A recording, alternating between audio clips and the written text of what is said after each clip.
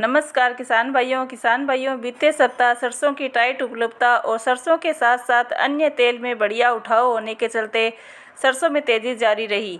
हालांकि तेजी की गति पर ब्रेक जरूर लगता दिखाई दिया। बाजार की अच्छी बात यह है कि इस समय सरसों के भाव सीजन के टॉप लेवल पर तो चल ही रहे हैं, साथ ही इस लेवल को होल्ड भी कर रहे हैं।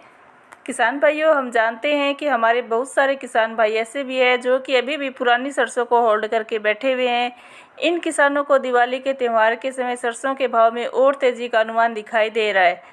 DHD न्यूज़ ने सरसों के बाजार, पाम तेल के बाजार और सोया तेल के बाजार का विश्लेषण किया है, जिसके आधार पर हम सरसों के बाजार की दिशा दशा का अनुमान लगाने की कोशिश कर रहे हैं। हम इस वीडियो में यह बताने की कोशिश करेंगे कि दिवाली के त्यौहार तक सरसों के भाव में कितनी तेज़ी या मंदी बन सकती है।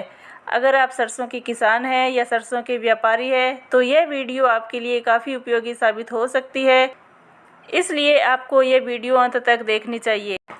किसान भाइयों, हाल फिलहाल आई रिपोर्ट में मोपा ने सरसों के उत्पादन अनुमान के साथ स्टॉक अनुमान को भी घटा दिया है, जिसका सहारा बाजार को मिला है। मस्टर्ड ऑयल प्रोड्यूसर्स एसोसिएशन ने अगस्त महीने के अंत में 55.50 लाख टन होने की रिपोर्ट दी है। यह स्टॉक पिछले वर्ष की तुलना में कम है। एसोसिएशन के अनुसार बचे हुए सरसों स्टॉक में 46% हिस्सा सरकारी एजेंसियों के पास बताया गया है। आपकी जानकारी के लिए बता दें कि सरकारी एजेंसियों ने अब तक मात्र 2.30 लाख टन सरसों बेची है और अब भी उनके पास 25.2 लाख टन सरसों बचा है। किसान भाइयों, बाजार में आयातित खाद्य तेलों की कम आपूर्ति की स्थिति के अलावा बारिश के मद्देनज़र सोयाबीन, मूंगफली और बिनोला की बाजार में आवक में देरी के बीच बीते सप्ताह लगभग सभी तेल तिलहनों के दाम में सुधार आया।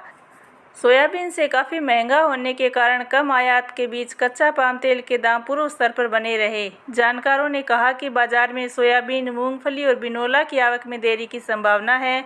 जानकारों ने कहा कि बाजार में सोयाबीन, मूंगफली और बिनोला की आवक में देरी की संभावना के बीच खाद्य तेलों के कम आपूर्ति की स्थिति बनी हुई है और इसमें जल्द सुधार होने की संभावना भी कम नज़र आ रही है। सोयाबीन तेल का पाइपलाइन अभी खाली है। सोयाबीन का आयात करने में भी 50-60 दिन का समय लग सकता है। किसान भाइयों, राजस्थान, MP और गुजरात में भारी बारिश के चलते खेतों में पानी भर गया है, जिसके चलते अनुमान है कि इस साल रबी सीजन में सरसों की बुआई के लिए खेतों को तैयार करने में 15-20 दिन की देरी हो सकती है। उत्पादन में कटौती, बुआई में देरी, आयाती तेलों की सप्लाई घटने से सरसों तेल के भाव पिछले 20 दिन से एक तरफा भाग रहे हैं। सोया, पाम की तुलना में सरसों तेल में 2 गुना तेज़ी देखने को मिली है, जिसके चलते सरसों तेल का अंतर बढ़ते जा रहा है। जानकारों का मानना है अभी सरसों तेल की खपत का मुख्य सीजन बाकी है, इसलिए यहाँ अंतर बना रहेगा, जिससे सरसों तेल के भाव ऊंचे रहेंगे। दिवाली तक सोया और पाम तेल में 4-5 रुपये किलो की तेज़ी और दिख सकती है, जिसको देखते हुए सरसों तेल में भी 5 रुपये किलो से ज़्यादा की तेज़ी और आ सकती है।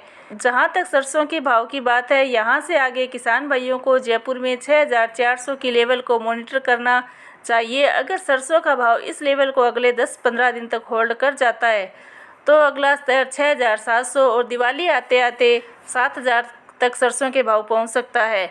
गौर करने वाली बात यह है कि अगर सरकार बड़ी मात्रा में अपने स्टॉक से सरसों की बिकवाली करती है और जयपुर का भाव 6400 रुपये से नीचे जाता है तो माल निकालने में ही आपकी समझदारी है। किसान भाइयों, हमारा कार्य बाजार की तेजी मंदी रिपोर्ट से आपको अवगत कराना है। बाकी आप अपना व्यापार अपने विवेक से करें, साथ ही साथ वीडियो को लाइक और चैनल को सब्सक्राइब भी ज़रूर करें। जय जवान, जय किसान।